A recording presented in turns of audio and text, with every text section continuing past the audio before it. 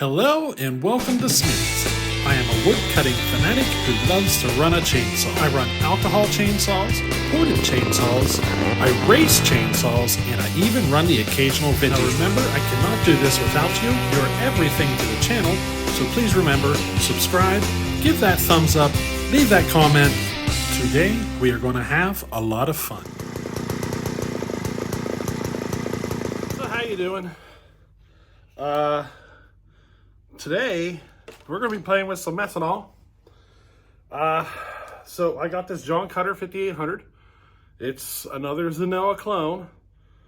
So, you know, we converted it to methanol, put the expansion chamber on it and all that stuff. It's been a while since we've seen this saw, and there's a reason. So apparently I forgot to purge it the last time I ran it. And now I'm having troubles getting it to run again.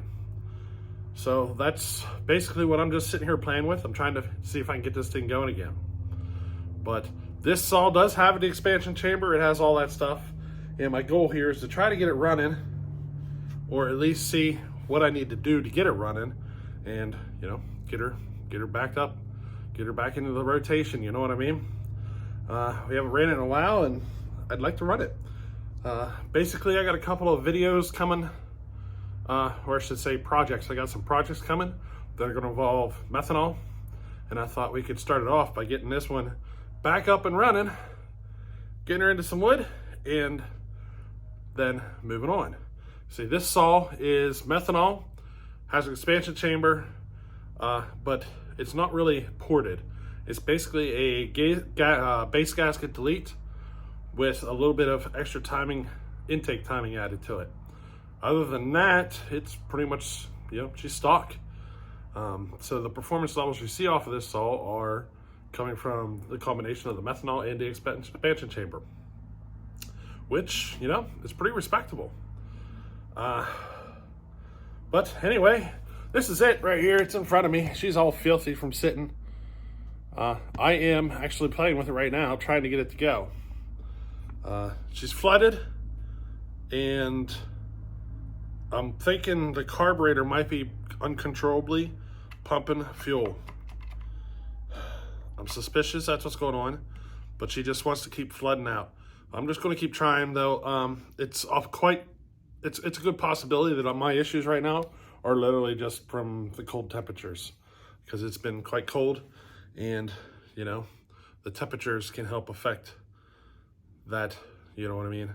So I'm just going back and forth. I'm giving it a couple of pulls, and I pull the spark plug out, give it a couple of pulls, blow the spark plug out, put it back together, try again, and I'm going to see if maybe I can get her going. I think the next time I do this, though, I'm going to try to give it a tiny little couple of drops of regular gas and see if that helps it take off. So I am actually in the process of pulling the plug, because I'm sure it is drenched. Yep.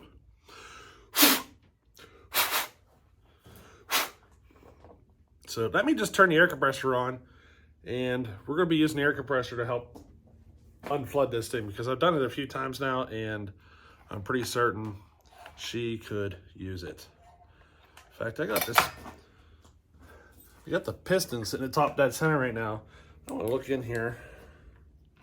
She does have a little bit of scoring, and the reason it has some scoring is from me. In the process of getting this thing sorted out and up and running, I was having troubles with it wanting to run lean, and there was a lot of troubles, and I think that's what caused this scoring. But ever since I got it running correctly, the scoring issues kind of just stopped where they were. It's not a whole lot of scoring, but it is a little bit. And we'll get into that more in the future as we build some saws. Because when you go to methanol, it's all about running rich. And when you're in gas, it's more about trying to get it lean. So there's a difference there. Because with methanol, you want to go rich. It's all about getting more and more and more fuel to it. So we'll get into that more in the future. But for now, let me get the compressor on, see if we can get this blowed out and running. All right, I got it blowed out. I'm going to pull it a couple times here, but I'm not using the choke, so I doubt it'll try to fire.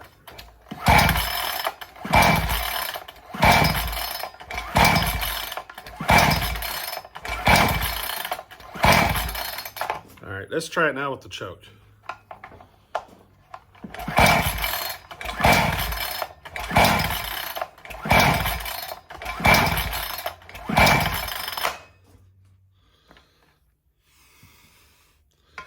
All right, I'm curious. I wonder if my issue might be my spark plug. See, she's drenched again.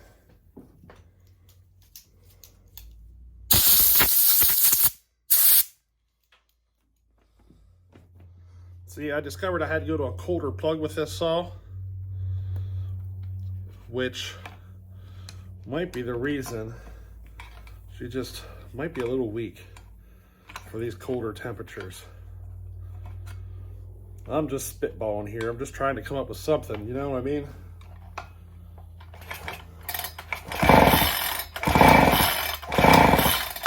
I got good spark. You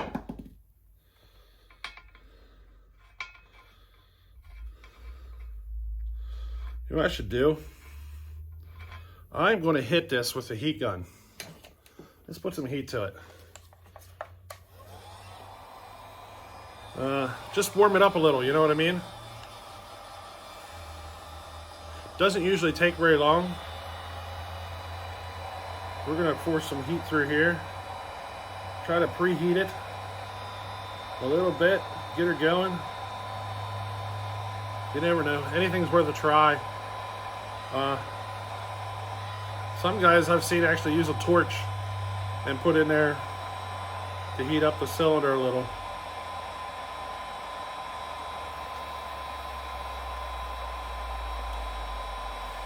Now if this starts, I'm not going to be able to run it very long. She smokes more than any saw I own. That's because I'm mixing right now at 20 to 1. I could probably take it to less than that, but you know, it's a good safe number for something in this situation. So anyway, let's give that a try after a little heat. See if that makes a difference.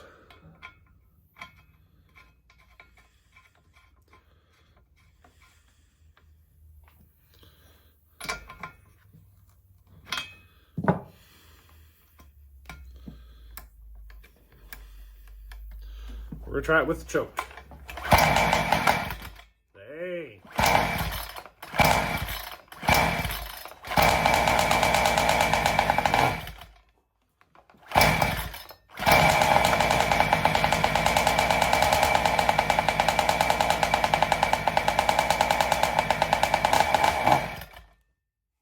Come on.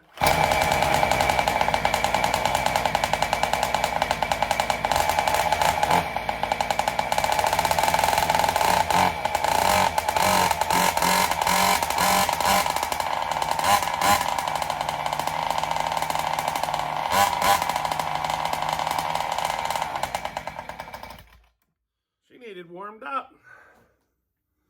That's all. What do you say we just go ahead and take this outside, see if we can find something to cut on, and see if we got our saw back up and running. Yeah, it looks like it might have just been the cold temperatures all along. Cold temperatures can really affect you when you go to alternate fuels. Yeah, let's go. Let's see what happens. We might get lucky. She might take off on us. Alrighty.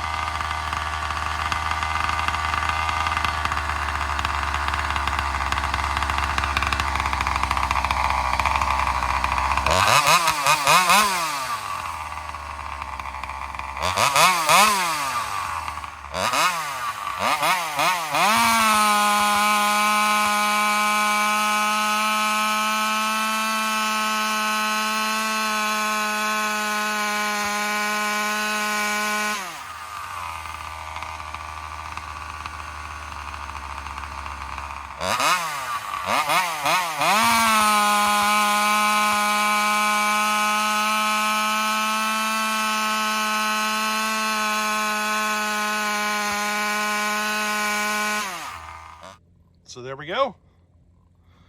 The old Joncutter is back up and running. It's basically just as an L clone. Still running 3/8 chain.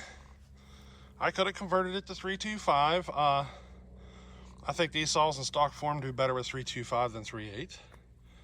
But there she is. Now the trick to getting an expansion chamber running properly. So it's actually this first section of the pipe right here is but probably one of the more critical pieces. The diameter of that pipe is a big part of the function. So like the bigger that pipe is there, the more drastic it changes the needed dimensions of the pipe. And the length of this section is a big part of what determines the operating RPM of the pipe. That's why it's so short here. You see, most guys will curl their pipe around the saw. For me to get the pipe in the proper operating range, the RPM range, I had to shorten it. You know what I mean? Well, actually, I wouldn't want to shorten it. Muffler did this work. Basically, what he did is he kept shortening it until he found the sweet spot. And I've done some math on it. It's usually around 6 or 7 inches on this first pipe, but the diameter of the pipe will change that.